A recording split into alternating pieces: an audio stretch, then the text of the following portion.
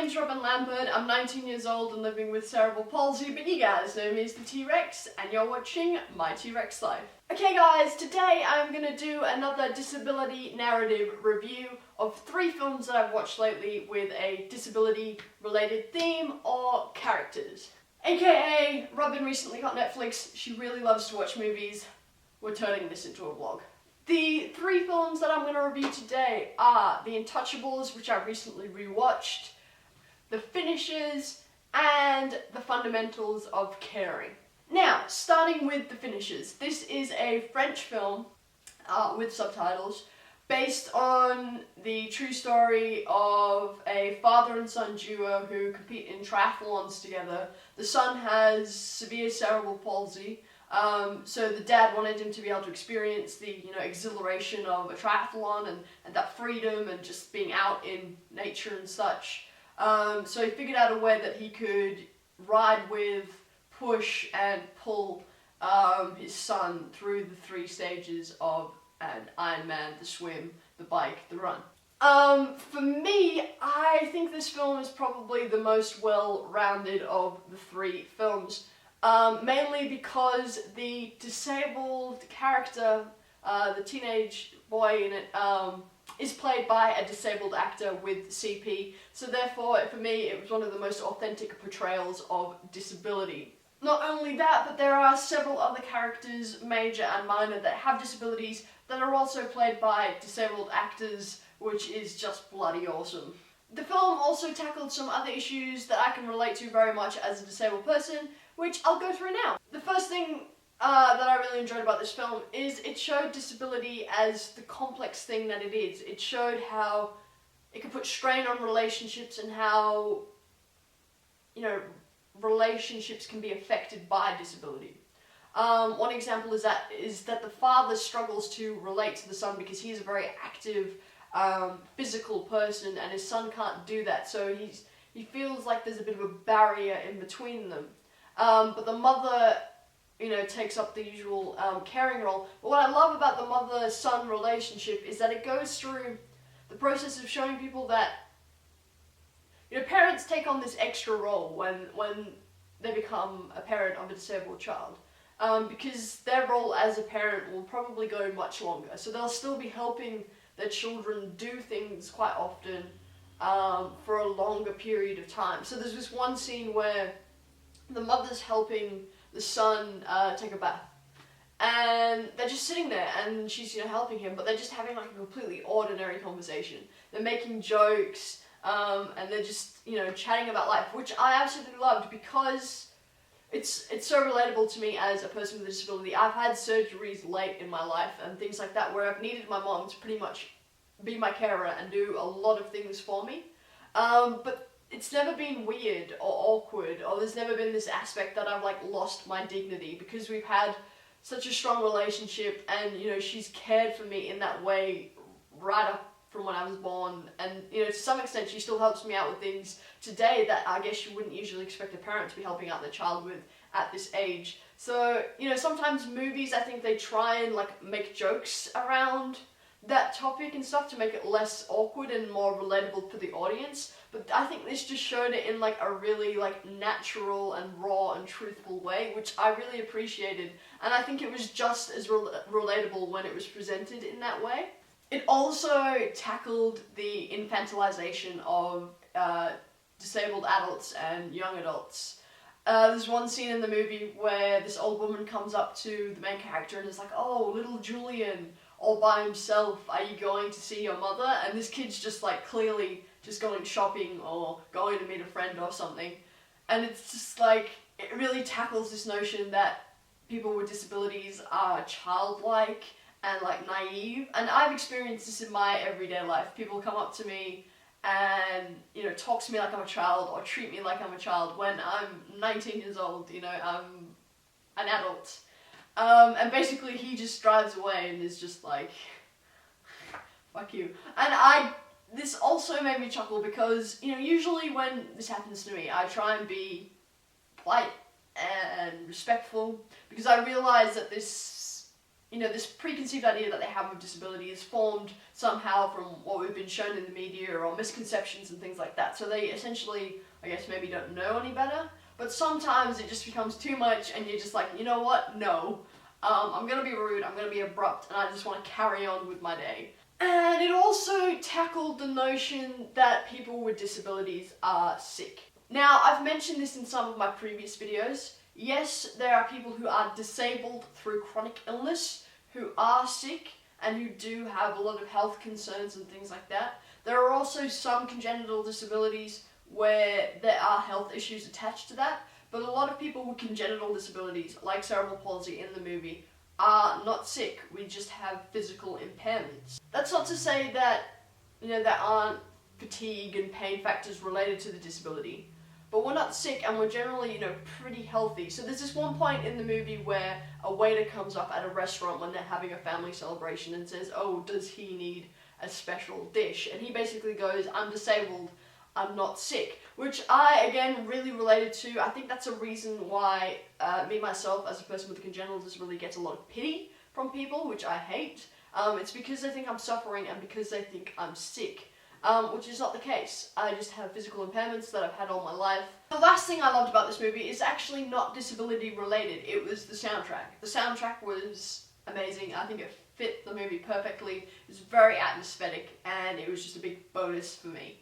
The second movie is Fundamentals of Caring, which I'm sure a lot of you will be a lot more familiar with. It's a Netflix movie starring Paul Rudd and Craig Roberts as Trevor, the teenager with muscular dystrophy. Now, this movie has recently been reviewed as a lovable mix of Intouchables, the next film that I'm going to talk about, a French film about disability, and Little Miss Sunshine, and I find that to be very accurate. It's a kind of similar story to Intouchables along the disability narrative theme, but it's kind of got that independent indie film like the same kind of humour as Little Miss Sunshine. So basically, I don't want to spoil it for you because I really want you guys to all go and watch this movie. But basically, the idea of the film is that Trevor is a teenager with muscular dystrophy. His last carer got fired or left, I can't remember. So he's looking for a new carer.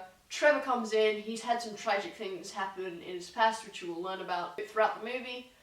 He's also in the process of divorce and is really just looking for a new career. He sees a flyer to be a carer, he goes along to the interview, he gets a job. And then they form this kind of friendship and he realizes that Trevor is kind of stuck in a little bit of a rut and that he has a lot of goals but he's not really doing anything to pursue them. So he decides that he's going to take Trevor on a little bit of an adventure to see some of the sights that he's always wanted to see. Not in a sympathetic, pitiful kind of, let's go on an adventure, like cheer you up kind of way, but in more of a, we both kind of need to find ourselves right now, let's go do this, let's do something fun kind of way. My gripe with this movie is that, the disabled character is not played by a disabled actor, so I don't feel like the portrayal was as authentic as in the finishes, but generally it's still a pretty good movie despite this. It would have just, been better for me if the disabled character was played by a disabled actor. Despite that though, there were several factors in this movie that were really relatable to me as a disabled individual. The first was Trevor's use of dark humour as a coping mechanism.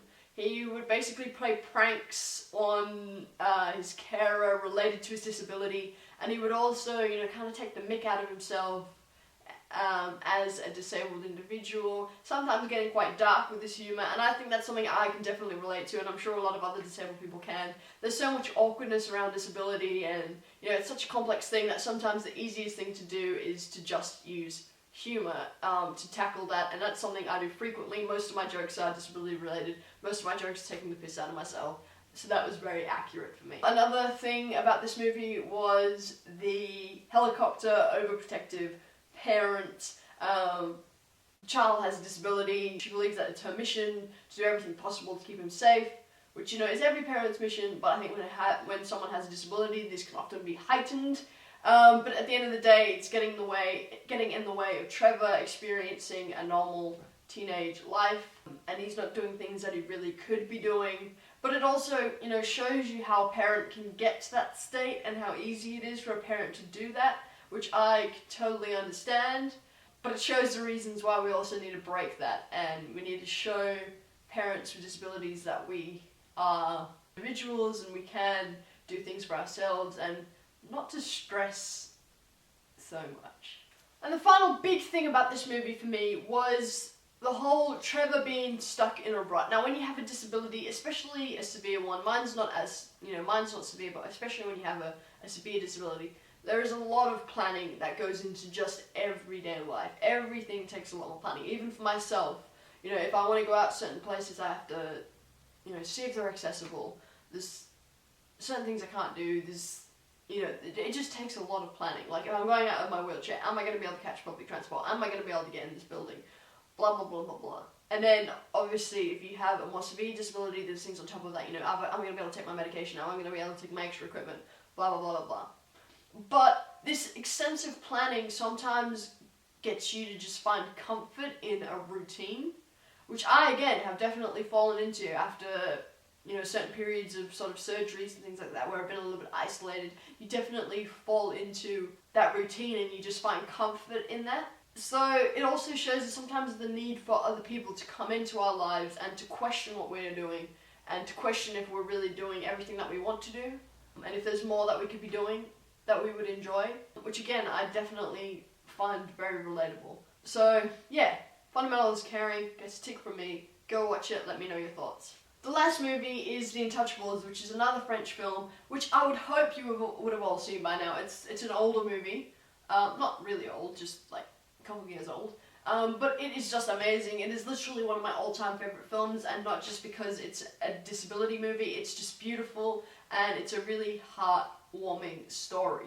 Basically, this wealthy quadriplegic man who became quadriplegic, I think in an accident, requires a new carer. There's a young black man seeking a job, needing money to support his family and things like that. He applies for the role and he gets it because he doesn't pity the guy. He just treats him like an adult. He doesn't mollycoddle him. He's not overprotective. He just does what he needs to do. And they basically form this really loyal and touching bond. They become friends, and, you know, again, the guy pushes him to do things that he might not usually do because he's got stuck in this routine.